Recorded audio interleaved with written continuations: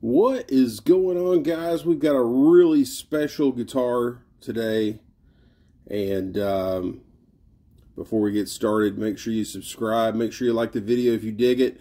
I kind of have the lights turned down in here a little bit because I wanted you to get the full effect of the color of this guitar.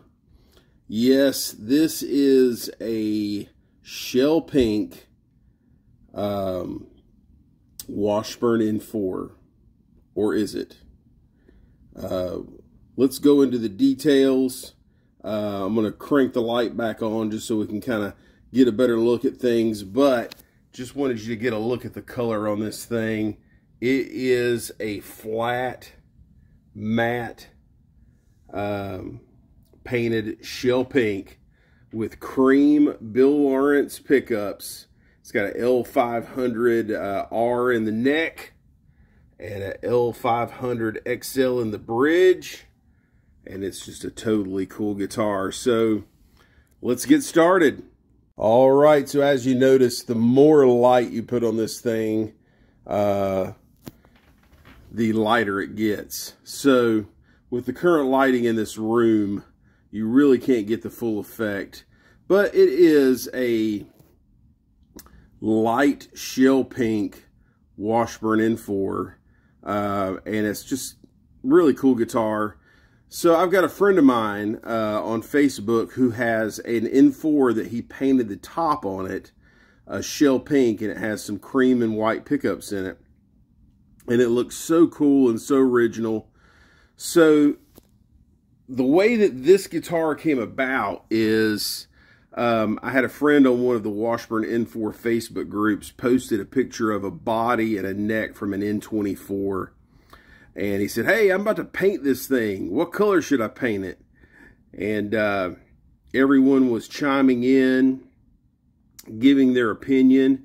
And of course, I chimed in and said shell pink with cream Bill Lawrence pickups. And about an hour later, the guy sends me a picture of this body and this neck, you know, all painted shell pink. And he says, hey, white logos or black logos? And of course I said white logos. And you know, a couple hours after that, he sends me a picture with the white logos on it. There's the Made in USA Stevens Extended Cutaway logo, Washburn logo, Nuno Bettencourt signature model logo. And he said the cream Bill Lawrences are on order. And so we just started talking and stuff, and he offered to sell me his guitar at a really amazing price. And I'm not going to go into how much it was, but I will tell you it was a heck of a deal.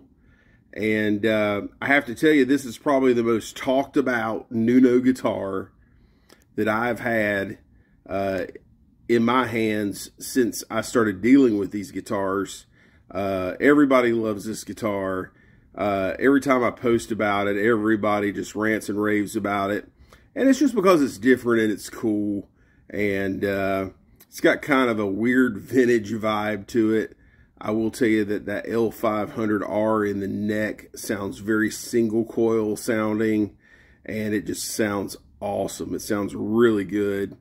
Of course, the bridge pickup sounds like your typical L500 XL, and it will rip your face off. It's pretty hardcore. So it is a shredder. It is a beast.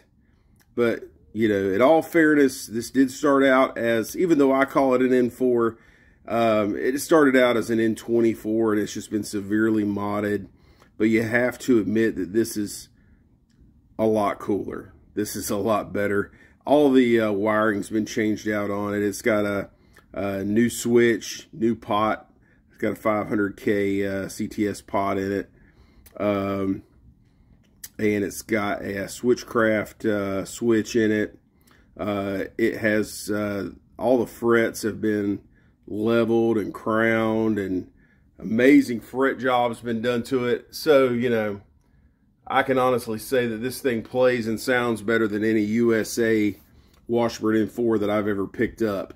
And it has to do with the customization of the guitar and the work that's gone into it. You can make any guitar play like $1 million if you know what you're doing and you got somebody that really knows how to set a guitar up. It still does have the Floyd Rose Special. I don't have a problem with that. I really can't tell a huge difference. To me, a Floyd Rose Special is a little bit brighter than a Floyd Rose Original, and I have no problem with that. The only thing I don't like about them is the block. So what I do is I just order a Floyd Rose Original block, which is a smaller brass block. Not one of those big brass blocks, just a normal Floyd Rose Original brass block. And as you can see, I had to put the white FU-tone noiseless springs on it.